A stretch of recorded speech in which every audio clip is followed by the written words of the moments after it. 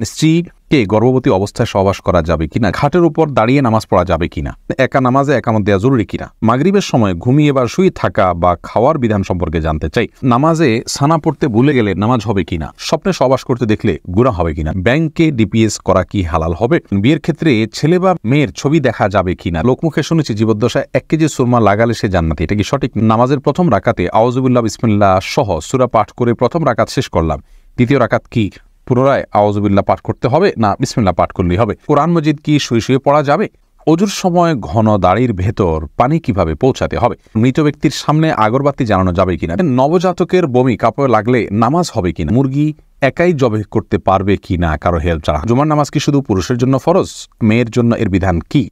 মহিমা মাহি আপনি জানতে চেয়েছেন নবজাতকের বমি কাপড়ে লাগলে নামাজ হবে কিনা। দেখুন, বমি নাপাক, সেটা নবজাতক হোক অথবা প্রাপ্তবয়স্ক কেউ হোক, সবার বমি নাপাক, যার কারণে এটি লাগলে নাপাক হয়ে যাবে। জান্নাত আরা জুলি আপনি জানতে চেয়েছেন মুরগি একাই জবে করতে পারবে কি না কারো হেল্প ছাড়া। হ্যাঁ, করতে পারবে, কোনো অসুবিধা নেই। মুরগিতে একজন ধরতে হবে এমন কোনো বাধ্যবাধকতা নেই। আপনি মুরগি যেভাবে খুশি সেভাবে জবাই করবেন, জবাই করাটাই হলো মুখ্য।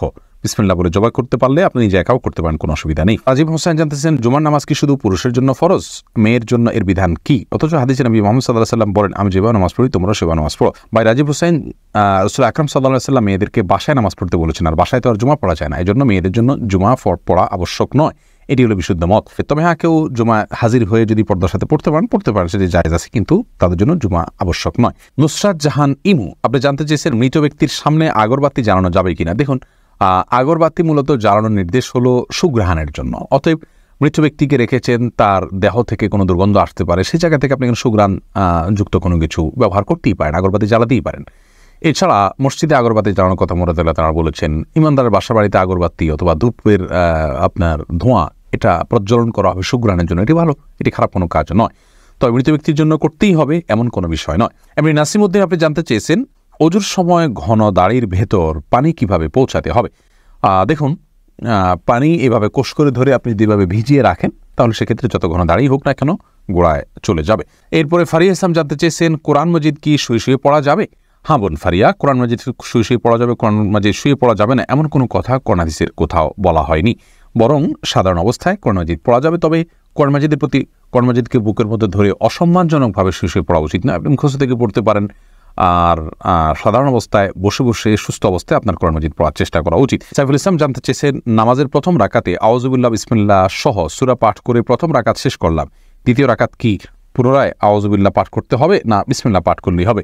দেখুন, সূরা ফাতিহা যেহেতু আপনি নতুন করে শুরু করছেন, এই জন্য আপনি আউযুবিল্লাহ পাঠ করবেন এবং এরপরে বিসমিল্লাহ পাঠ করবেন, কারণ ফাইদা ক্রাতাল কোরআন ফাস্তামি'উ বিল্লাহি মিনাশ শাইতানির রাজিম, আল্লাহ তাআলা বলেছেন কোরআন যখন পাঠ করবে তখন তুমি আল্লাহ তাআলার কাছে আশ্রয় চাইবে শয়তান থেকে। এই জন্য প্রথম রাকাতে আপনি সূরা ফাতিহা পাঠ করেছেন, এরপরে আপনি রুকু করেছেন, সিজদা করেছেন, তাসবিহ পাঠ করেছেন, অনেকগুলো কাজ করেছেন, আবার নতুন করে আপনি তেলাওয়াত শুরু করছেন, যার কারণে আপনি এখানে আউযুবিল্লাহ সূরা 2টা পাঠ করবেন। এরপরে বোন সাদিয়া ইসলাম জানতেছেন লোকমুখে শুনেছি জীবদ্দশায় 1 কেজি সুরমা লাগালে সে জান্নাতি, এটা কি সঠিক না বোন?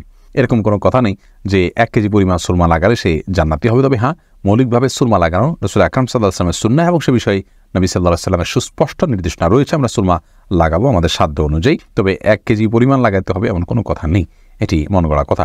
আয়েশা আহমেদ আপনি ইউটিউব চ্যানেলে প্রশ্ন করেছেন বিয়ের ক্ষেত্রে ছেলে বা মেয়ের ছবি দেখা যাবে কিনা। দেখুন, ছেলে বা মেয়ের ছবি দেখা যাবে বিয়ের ক্ষেত্রে শর্ত সাপেক্ষে, আর সে শর্ত হলো ছেলে মেয়ের ছবি দেখবে, তার কোনো বাবা অভিভাবক বা অন্য কাউকে দেখাবে না এবং দেখার পর এটি মুছে ফেলবে নিজের কাছ থেকে, এবং মেয়েও ছেলের ছবি দেখবেন এবং সেটি ফিতনায় পতিত হয়, ছবি দেখে বাজে চিন্তা হয় বিবাহ ছাড়া আগ পর্যন্ত, সেই সুযোগ যেন না থাকে সেজন্য এটি রিমুভ করে ফেলবেন।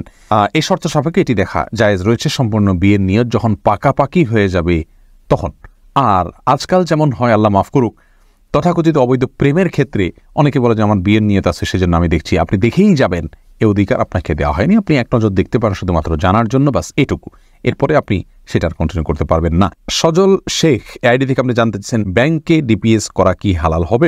শুধু ব্যাংকগুলোতে ডিপিএস করা হারাম হবে, যেহেতু সেখানে আপনাকে সুদ দেওয়া হবে, সুদভিত্তিক লেনদেনের চুক্তি আপনার সাথে হয়ে যাবে সেজন্য।